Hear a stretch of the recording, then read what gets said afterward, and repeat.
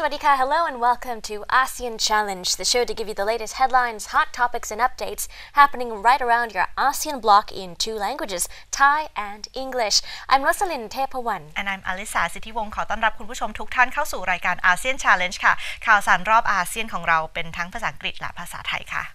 And to kickstart the show, let's take a look at what's happening in ASEAN around us. With what's going on now around our Buddhist community of ASEAN, taking a look at what's going on in Myanmar after the Buddhist Lent period. Now, a lot of celebrations and festivals are taking place not just in Myanmar but also in Thailand. But this time, we will take a special look at the Tazaungdaing Festival. Tazaungdaing Festival. That's right.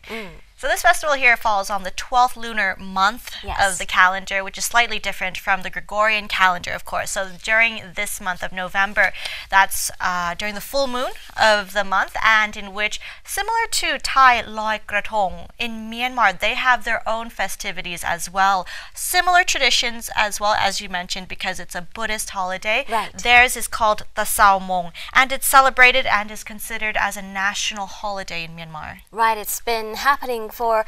several centuries and generations, taking place many years back, right after the rainy season. Some call it the Festival of Lights, as well as the Tazaungdaing. But at the same time, this happens during a very special day, to be exact. It has to be a full moon day of the 12th month of the lunar calendar. It's a national holiday in Myanmar. It marks the end of the rainy season. And during this kind of festival, you see a lot of parades, festivities, a lot of colors, and of course, many monks. That's right. So talking about monks, one of the activities or the highlights of the festival is a robe weaving competition in which they weave special yellow monk robes called Mato Tingan, and which are also held throughout the country, most notably in Yangon's Shawadagon Pagoda, as we can currently see at the moment. During these competitions, held for 2 consecutive nights, the night preceding and the night of the full moon, contestants work non-stop from night until dawn to weave these garments. Right, the story itself, it kind of transcends tradition. Ever since the beginning of the introduction of Buddhism to Myanmar, or Burma at the time, this Festival of Lights began. And according to reports and according to stories, it actually commemorates a tradition widely known to be a story of Buddha's life. So the story goes that seeing the Buddha would soon renunciate. The Buddha's mother, Maya, who was reborn in the Tawatimsa heaven as one of the deities, spent an entire night weaving a yellow monk robe for him. Meanwhile, his sister Gotami, her sister, continued the tradition and offered new robes each year to the Buddha. And then after that, it just became a tradition. Not only are robes spun and weaved, but new robes are offered to monks whose old robes are disheveled and are in need of new ones. So we can see that there are some similarities from the Thai Loy Krathong and the Tazaungdaing in Myanmar, but there are some differences, like the story that you had mentioned and the competition in weaving yellow monk robes, in which of course we don't see that so much here. But one thing that you can see which is similar to the northern part of Thailand in Chiang Mai, what we call is Yee Peng celebrations for Loy Krathong. In Myanmar, they also have hot air balloons lit with candles, and those are released to celebrate the full moon day. So if you go to Chiang Mai, of course, you can also experience the Yee Peng celebrations with the hot air balloons being released.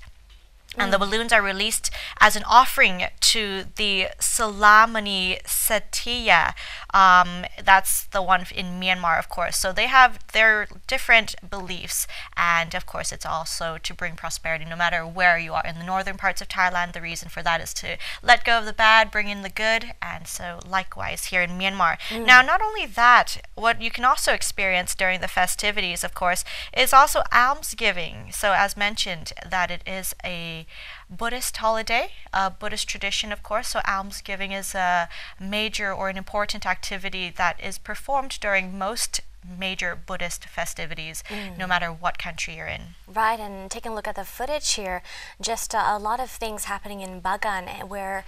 a lot of pagodas, as you can see, anyone who's visited Bagan knows that pagodas number in the hundreds and the thousands, and taking a hot air balloon above those pagodas is an amazing sight to behold. But visiting the pagodas themselves are also a ritual that many Myanmarese engage in, many Buddhists engage in a form of almsgiving, making merit, and the like. But Myanmar itself, having a lot of origins coming from British colonial rule, had begun its balloon tradition since that time. But today, still, a lot of Buddhism is mixed and combined, and you could say melted into tradition that continues until today. So, that said, though, visiting pagodas, going on hot air balloons, worshipping deities too. Before the Burmese were colonized by the British, they were actually worshipping Hindu deities, and so there are 15 to be exact on the full moon day. So, still, the full moon tradition transcends religion. That's right. But now taking a look at a modern twist to the holiday or the festivities. Now, similar to Loy Krathong in Thailand, it's considered as a more happy or lively festival. So, of course, in Myanmar, you can also find concerts, and you can also find live performances of traditional dramas as well, which will be held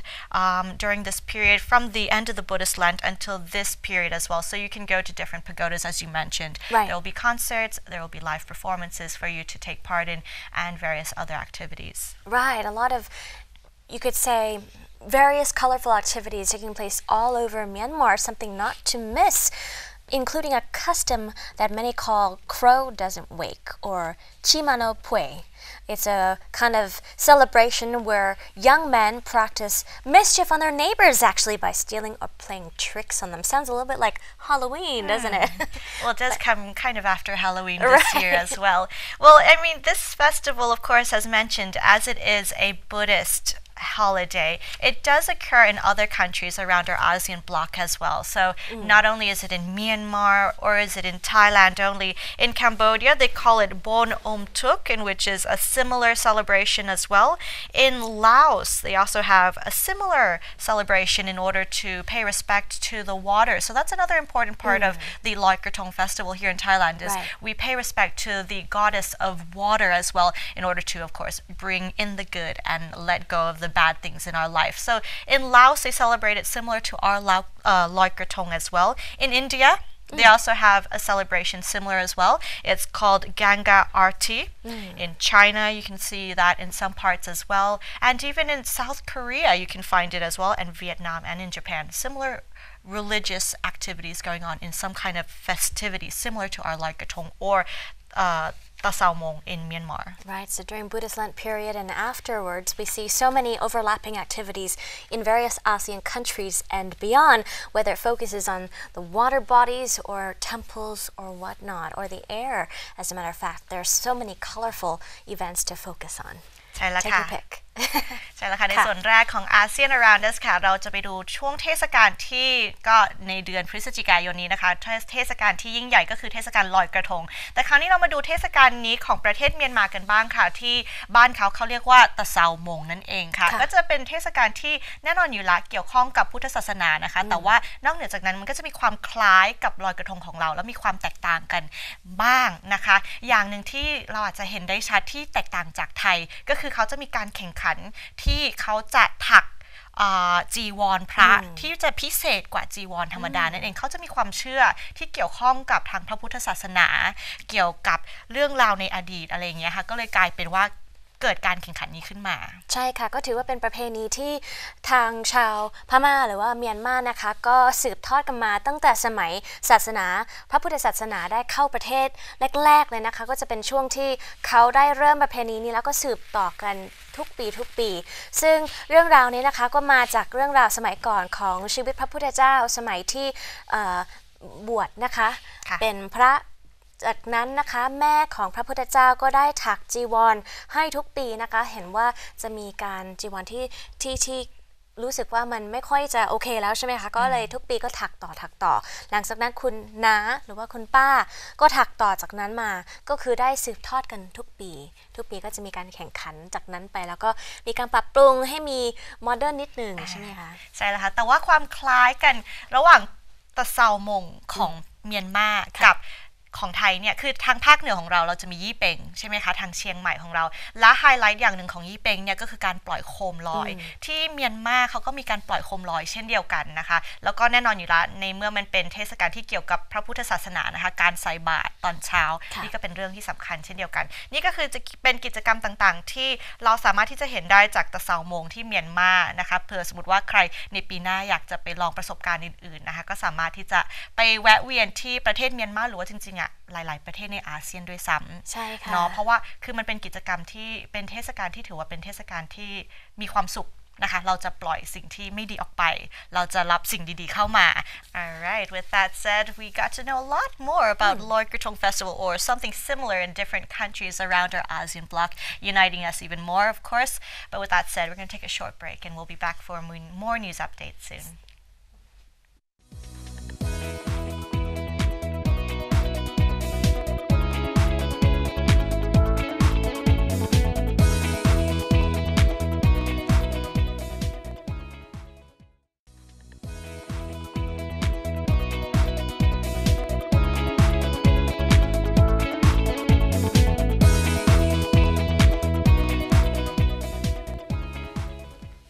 Welcome back to the program. Into ASEAN hot topics now. We take a look at what's making headlines around ASEAN this past week, starting off with developments coming from Myanmar. In the new shift now, Myanmar authorities have finally agreed to allow the United Nations to once again resume their distribution of food in northern Rakhine state, where you could say inhabitants or Rohingya especially, a million of them are in desperate need of assistance after the continuing ongoing struggle between the Rakhine Rohingya and also Myanmar soldiers and military. That's right. So this aid in terms of food was suspended for 2 months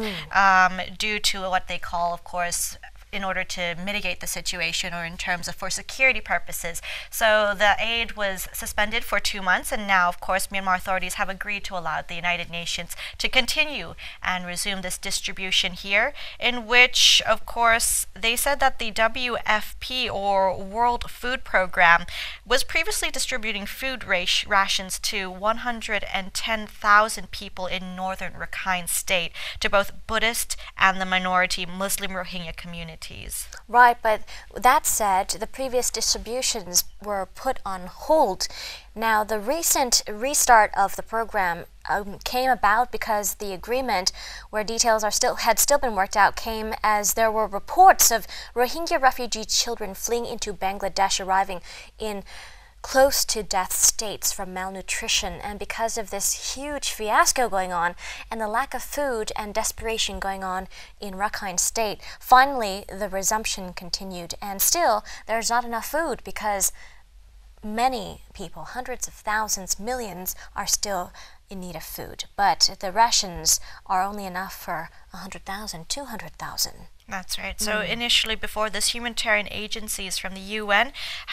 were not able to access northern Rakhine to deliver aid. Since then, the WFP deliveries have continued to increase a slightly bit more than 100,000 people in central Rakhine. And what UNICEF did is they screened nearly 60,000 Rohingya refugee children arriving in Bangladesh. Nearly 2,000, as you have mentioned, were having severe acute malnutrition, with another 7,000 moderately acutely malnourished. So that's the situation that was going on. And of course, aid in terms of food was very necessary. Right. So not only are people in Rakhine state still in need of food, but also people in Bangladesh, refugees there, are also in desperate need of food and basic necessities as well, as the authorities continue to still hash out the details on repatriation and documents and the so-called ethnic cleansing by the UN and whatnot. That's right. So there are several issues in terms of the Rohingya Muslims and in terms of Rakhine state as well as Bangladesh that needs to be resolved soon, in terms of violence, malnutrition, people trying to flee over Bangladesh not having enough room or space for them. So besides malnutrition, besides food, there's a lot of issues going on that needs to be solved quickly. Right, issues that have been long-lasting and ongoing for several months since last October. So we'll keep you posted on more developments coming from that front as the resumption finally resumes of aid. ใช่แล้วค่ะมาเริ่มกันที่อาเซียนฮอตอิชชูข่าว เกี่ยวกับชาวโรฮิงญานั่นเองค่ะซึ่งในขณะนี้นะคะทาง UN ก็ได้รับอนุญาตที่จะช่วยเหลือทางชาวโรฮิงญาในด้านของอาหารนั่นเองค่ะซึ่งได้โดนระงับไปเป็นเวลา2 เดือนเนื่องจากความมั่นคงในพื้นที่นั่นเองค่ะในขณะนี้นะคะทาง UN ก็สามารถที่จะกลับเข้าไปในพื้นที่เพื่อที่จะช่วยเหลือชาวโรฮิงญาโดยเฉพาะเด็กเล็กๆนะคะที่ได้ข่าวมาว่าคือพอเข้าไปทางบังกลาเทศนะสภาพของเขาเนี่ยคือขาดสารอาหารอย่างรุนแรงแทบจะไม่รอดเกือบจะไม่รอดจากการลี้ภัยเข้าบังกลาเทศ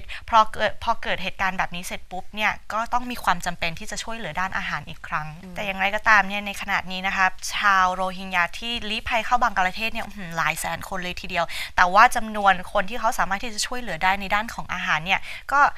เหยียบแสนนิดเองก็ยังไม่เพียงพอนะคะก็เรื่องราวต่างๆที่เกิดขึ้นในระหว่างรัฐยะไข่บังกลาเทศชาวโรฮิงญาเนี่ยก็มีมากมายที่จะต้องแก้ไขอย่างเร่งด่วนเลยค่ะแล้วเราก็จะคอยรายงานอัปเดตนะครับจากประเทศเมียนมากับ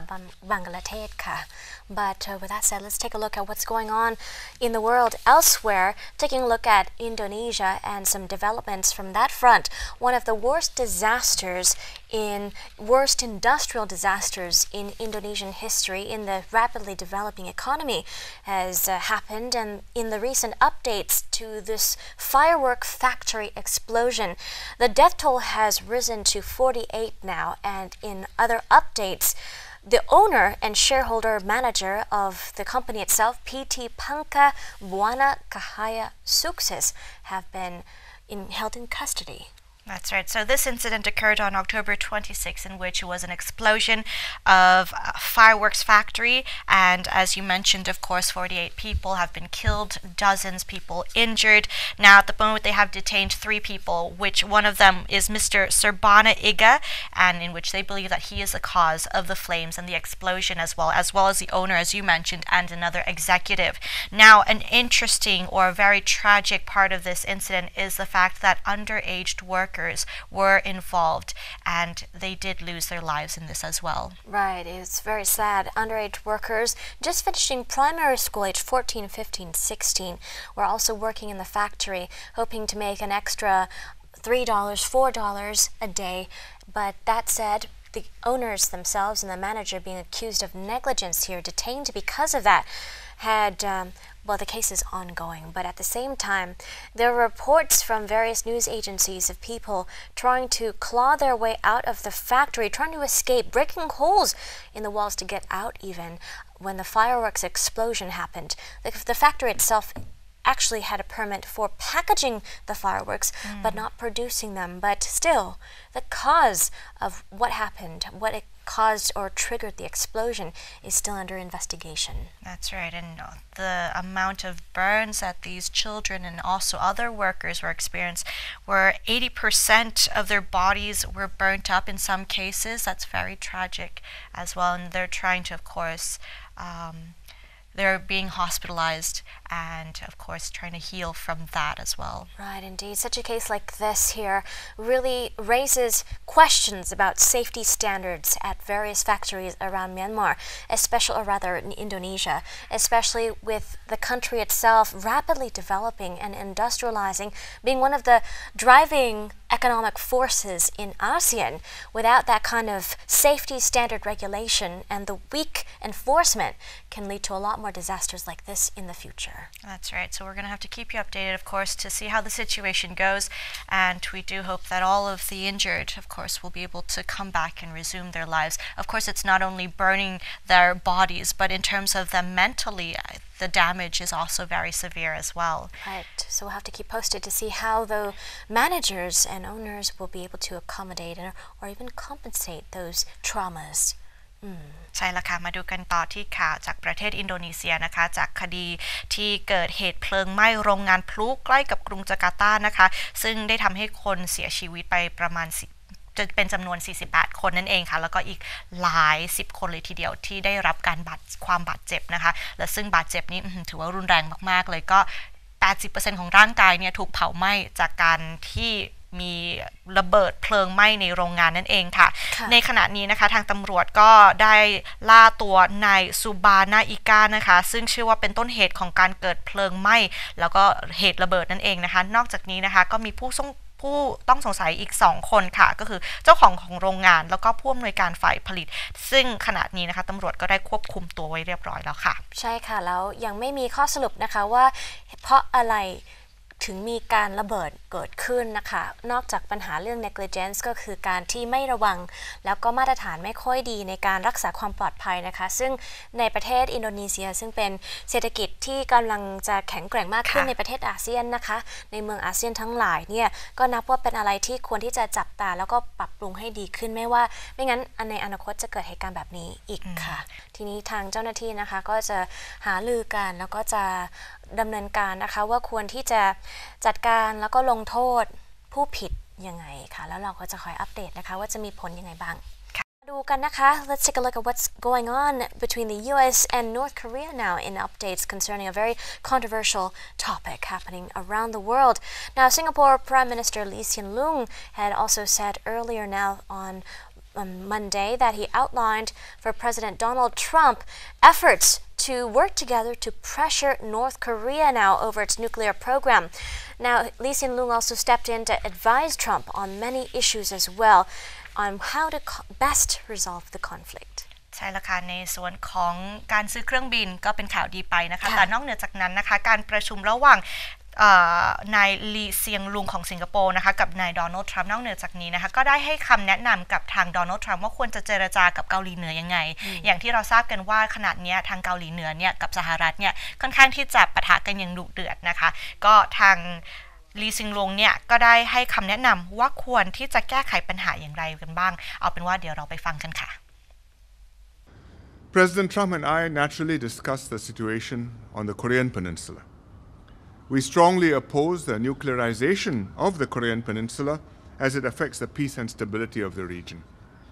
And like the US, we condemn the DPRK's dangerous provocations. These pose a serious threat to regional and international peace and stability. I shared with President Trump what Singapore has done to pressure and to isolate the DPRK,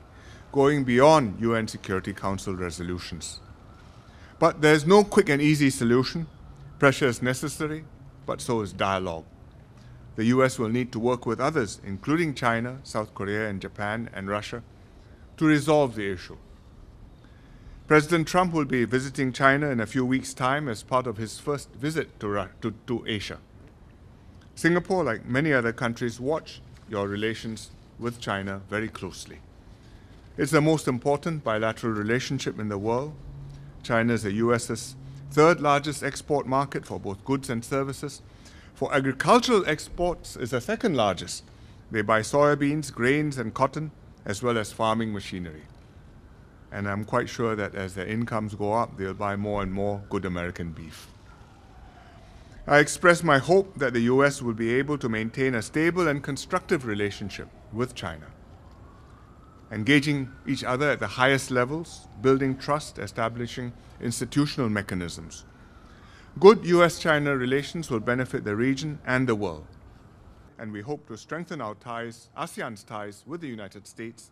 and further ASEAN-US cooperation. Thank you very much. Thank you very much, everybody. So that, of course, was the advice that the two leaders of Singapore and the United States have gotten together and, of course, gave some advice on how to handle and deal with the pressure which is going on between North Korea and the United States. Right, according to Lee, one of the most important highlights of his comment is that pressure is very necessary, but so is dialogue. So pressure alone will not do the trick, will not solve the problem. Dialogue is also working in conjunction with that. According to Lee, telling Trump this advice, the U.S. will need to work with others as well, not on a bilateral basis, but they've also got to bring in other parties to help mediate, for example, China, South Korea, and Japan and Russia to step in and help solve the issue. That's right. What he also said was like, watch your relations with China very closely and see it as the most important bilateral relationship in the world. Very as good we know advice. that China, of course, is a very powerful country. So, of course, a relationship with China is always good. Definitely. ใช่แล้วค่ะ อย่างที่เราได้รับฟังกันเมื่อสักครู่นี้นะคะก็เป็นการแนะนำว่าทางโดนัลด์ทรัมป์เนี่ยควรที่จะเจรจากับเกาหลีเหนืออย่างไรบ้างนะคะอย่างหนึ่งที่ลีได้ เกริ่นออกไปก็คือว่าความสัมพันธ์ระหว่างหลายๆประเทศเนี่ยสำคัญนะการที่เราจะมีความสัมพันธ์กับหลายๆประเทศเนี่ยก็ถือว่าเป็นสิ่งที่ดีโดยเฉพาะประเทศสิงคโปร์ของเขาเองแล้วก็ประเทศจีนด้วยใช่ค่ะควรที่จะคุยกับประเทศเกาหลีเหนือนะคะไม่ใช่แค่กดดันอย่างเดียวแต่มีการคุยแล้วก็คุยพร้อมกับประเทศอื่นที่อาจจะมีบทบาทในการช่วยเหลือการ mediation นะคะเป็นคนกลางไม่ว่าจะเป็นประเทศจีนประเทศเกาหลีใต้ประเทศญี่ปุ่นกับประเทศรัสเซียโดยเฉพาะประเทศจีนเลยค่ะเพราะว่าเราก็ทราบกันว่าประเทศจีนก็เหมือนกับพี่ชายประเทศเกาหลีเหนือในระดับหนึ่งนะคะก็จะมีบทบาทสำคัญมากในการช่วยเจรจาระหว่างสองประเทศซึ่งการพูดคุยในครั้งนี้นะคะก็มาก่อนการที่โดนัลด์ทรัมป์เนี่ยจะมีภารกิจการเดินทางมาเอเชียนั่นเองนะคะระหว่างวันที่3ถึง14พฤศจิกายนเนี่ยโดนัลด์ทรัมป์ก็จะอยู่ในเอเชียเพราะฉะนั้นการพูดคุยกันเรื่องนี้ก็เกิดขึ้นก่อนที่จะมาเยือนก็ทำให้โดนัลด์ทรัมป์อาจจะสามารถที่จะสร้างความสัมพันธ์กับชาวเอเชียกับประเทศต่างๆเนี่ยได้ดีขึ้นเลยทีเดียวใช่ค่ะสำคัญมากเพราะว่าเดือนนี้ก็จะเป็นงานสำคัญเป็นอาเซียนซัมมิตนั่นเองที่เมืองมะนิลาประเทศฟิลิปปินส์นะคะเราก็จะได้เห็นผู้นำกันหลายคนมาคุยกันหลายๆหัวข้อกันค่ะ And those were the ASEAN hot issues for this break. It's time for a short break, but when we come back, more coming up ahead in ASEAN calendar. Stay tuned. พักกันสักครู่ค่ะ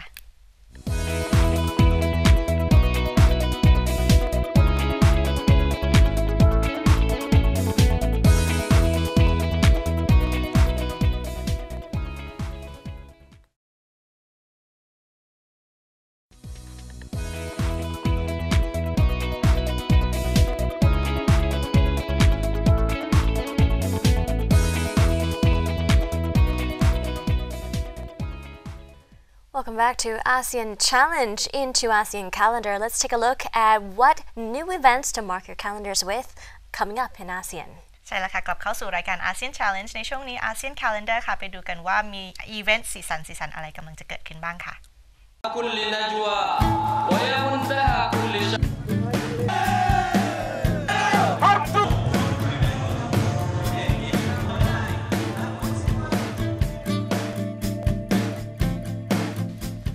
3rd of November 2017, Loy Krathong Yee Peng Festival of Lights.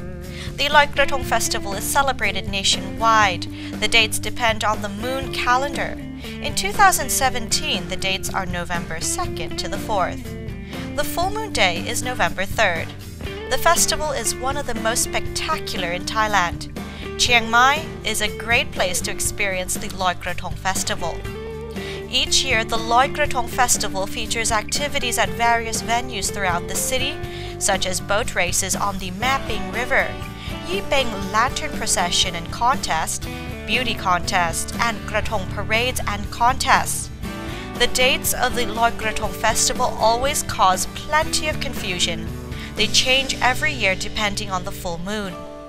Loy Krathong is not an official public holiday in Thailand. The history of Loy Krathong Festival is rather obscure. Some believe that the Krathong was first created by Tao Si Julalak or Nang Nopamad in Sukhothai. Others overlook its origin yet focus on the purposes of the ritual. To pay respect to the goddess of the water, showing their gratitude on their plentiful use of water and ask for forgiveness in the ensuing pollution. Floating the beautiful krathong away is the key activity of the Loy Krathong Festival. It also refers to flying away misfortune and bad things in the past and asking for good luck in the future. Although it is not a national holiday, many activities other than floating krathongs are conducted on this festival, such as contests of krathong making and Nopamad beauty pageants, local games and performances, and you can join the spectacular occasion in Chiang Mai, where it is specifically called Yee Peng, floating of lanterns into the sky.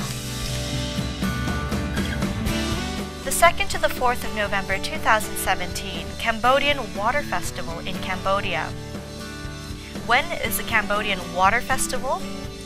Bon Om Tuk, also known as the Cambodian Water Festival, is a 3-day festival celebrated on the full moon in October or November. History of the Cambodian Water Festival. The festival marks a reversal of the flow between the Mekong and Tonle Sap rivers. Due to the amount of water deposited during the rainy season, the Tonle Sap River becomes so swollen with water that it reverses the direction of its flow and flows upstream to Tonle Sap Lake. The festival marks the switching of the flow back to its normal direction, signifying the end of the rainy season. Essentially, the festival is a time to give thanks to the rivers as they provide the region with fertile farming land and plenty of fish. The festival is focused on boat races and concerts. The roots of the boat races can be traced back to the times of the N.Korean kings, who could train and evaluate the fighting skills of their water-based warriors by holding competitions on the river. These trials in turn honored the naval victories of the Khmer Empire under the leadership of Jayavarman VII of the 12th century. How is the Cambodian Water Festival celebrated? The festival is one of the largest and most popular in Cambodia. Almost every town and village across Cambodia takes part in the festival, but by far the most popular place to be is Sisawath Key in Phnom Penh, where up to 4 million people will be there to watch the boat races. The celebrations carry on night and day for the 3 days of the festival, with the river illuminated by fireworks and numerous brightly lit boats under the full moon.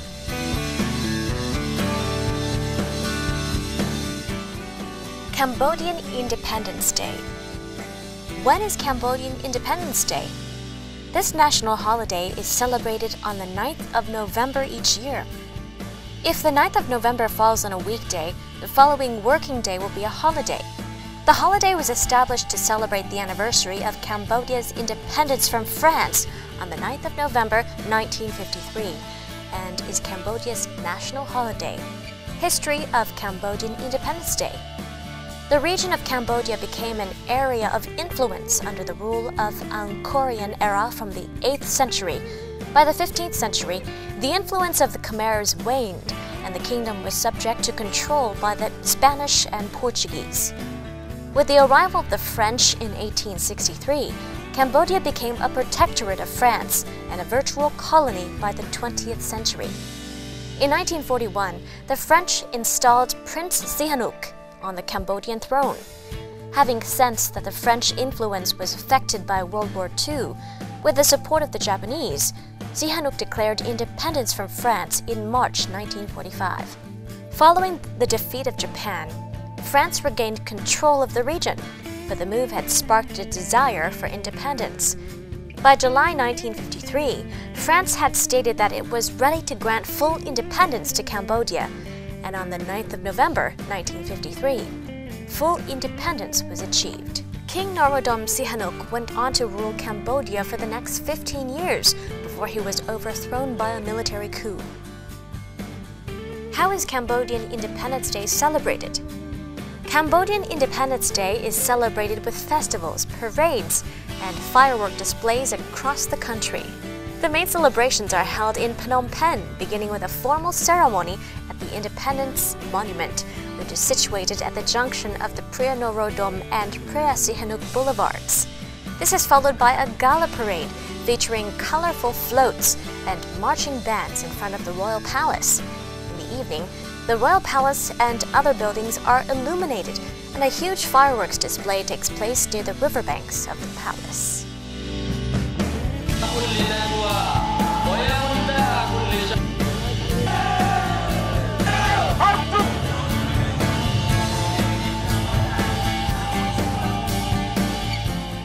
And those were the colorful events to mark your calendars with. With that said, we're going to take a short break and we'll be back soon. Stay tuned.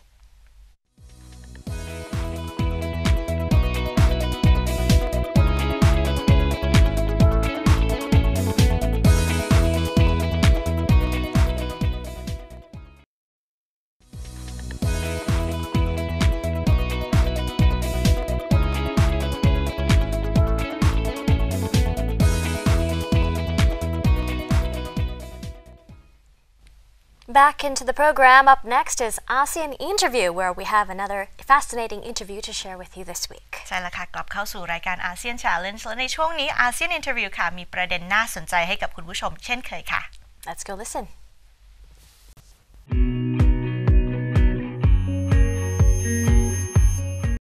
Hello and everyone, Sawadika. You're here again with the host Pama for ASEAN's interview. And today the whole week has been a very long week with a very saddening and an eventful history, the royal funeral.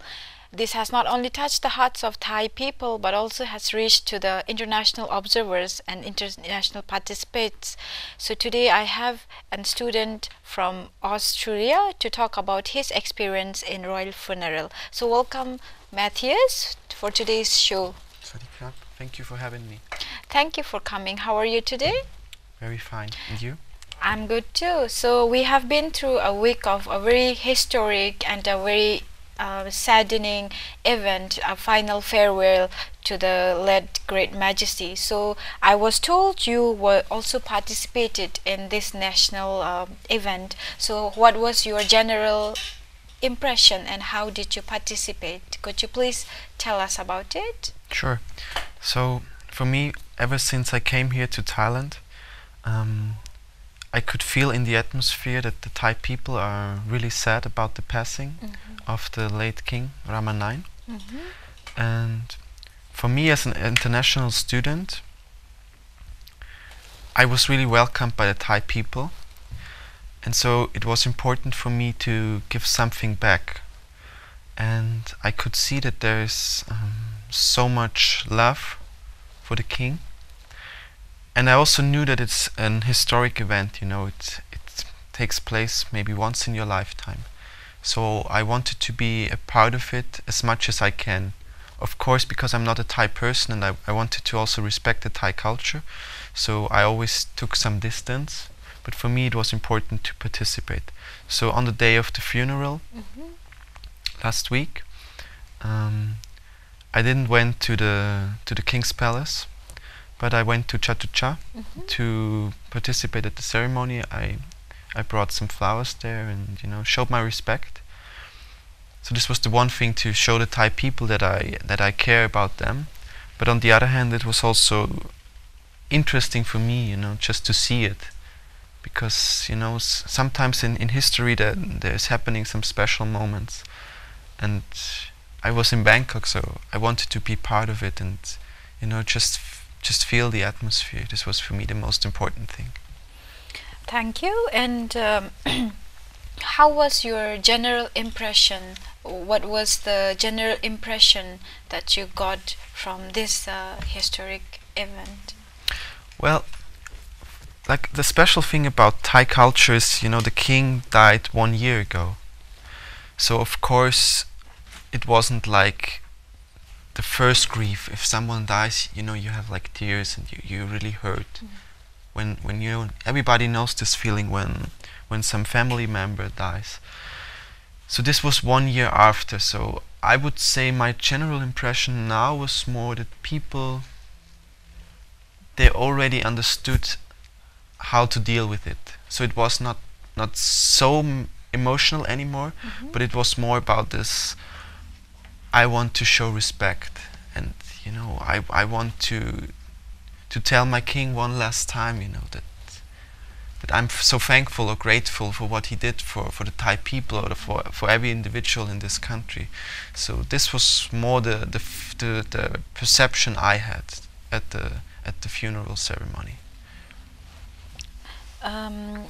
I was also told that you not only participated in the last funeral, but also you presented a Thai dance in dedication to the late Majesty. So how was your experience, and how did you participate? It was a great experience, you know, because especially when you come here as an international student, Thailand is also famous for tourism, and a lot of times you see like stereotypes places or cliche places. So when I decided to come to Thailand, for me it was important to see the real culture, to see the real Thailand. And so every time I get the chance to see something that is, you know, deeply rooted, like the Thai dance or this funeral thing, where you can see the real Thai people, what they're doing,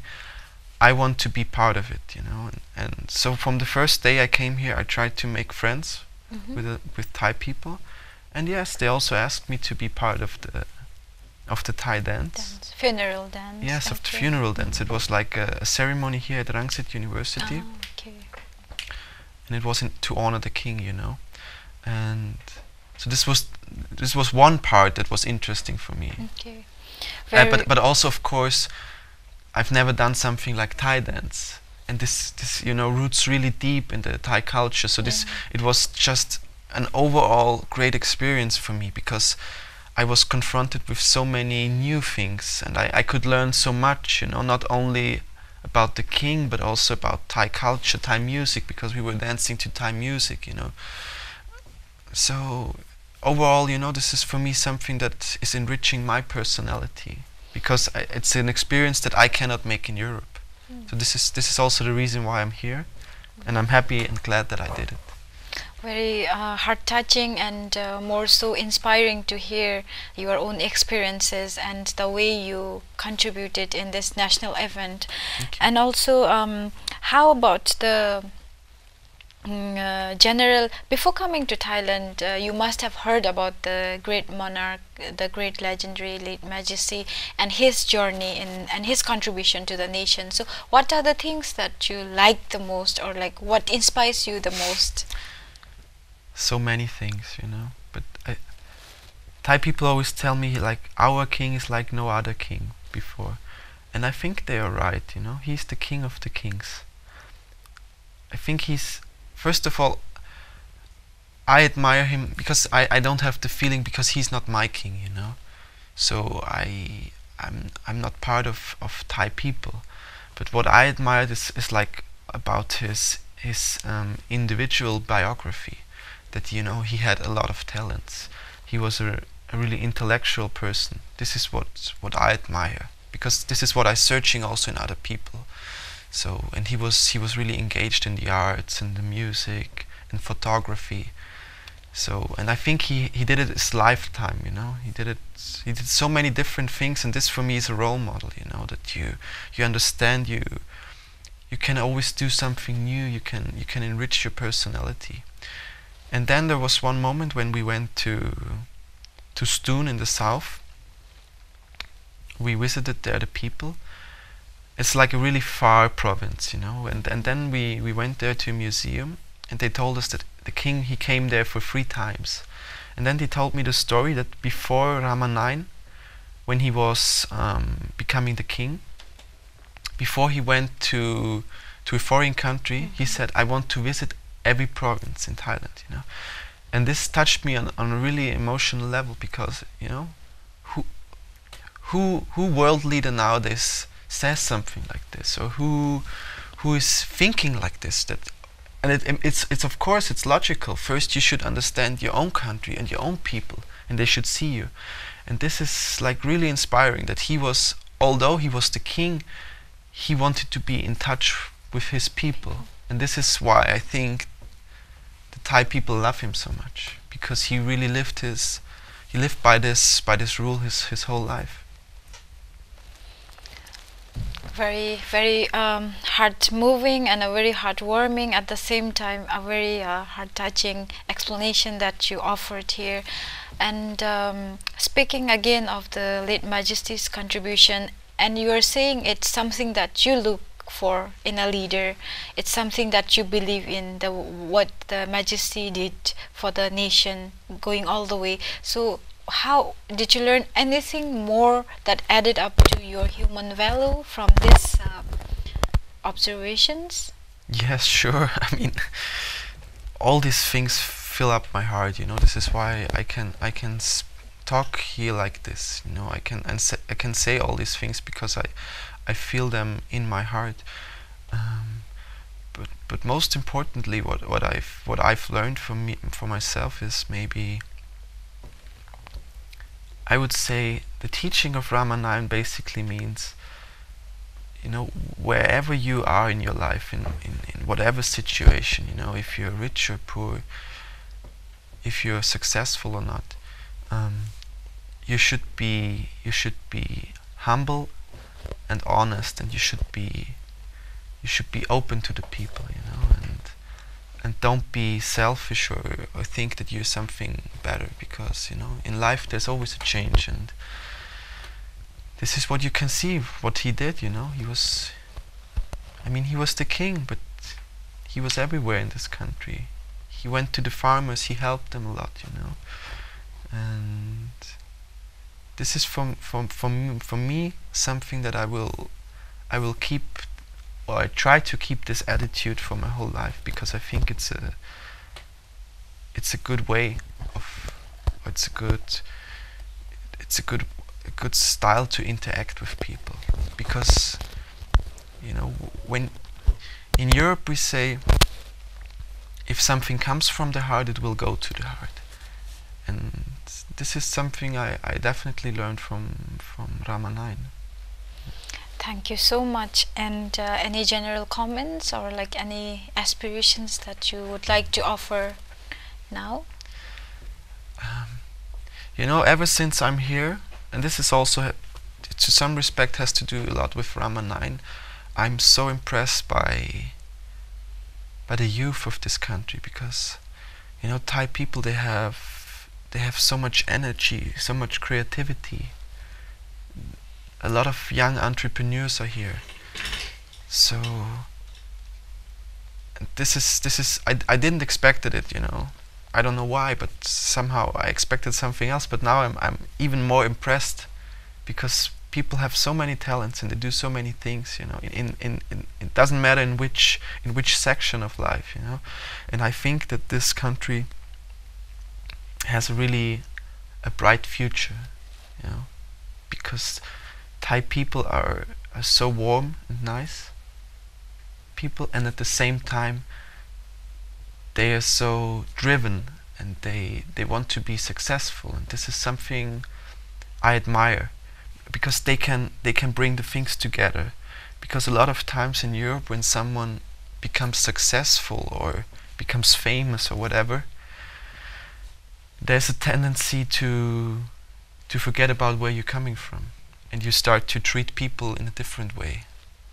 Like, you know, you start to look down on them. This is like, I would say, maybe a European attitude. Mm-hmm. And Thailand and the Thai people teach me very differently. So they say, no matter where you go to, you know, you should treat the people always with an open heart. And to come to an end, I think this is something the Thai people learned from Rakhine. Thank you so much for the very heart-touching and very heart-melting tribute that you offered for the late Majesty. So thank you so much for coming to this program. You're welcome. Thank you. So that was Matthias with a very heart-touching and a heart-melting tribute for the late Majesty, which really melted the heart. So the late Majesty was not just the precious jewel of the Thai people and Thailand, but also he has touched the hearts of many international people like us. So his legacy will still remain in the hearts of all. Thank you, and stay tuned for next interview show.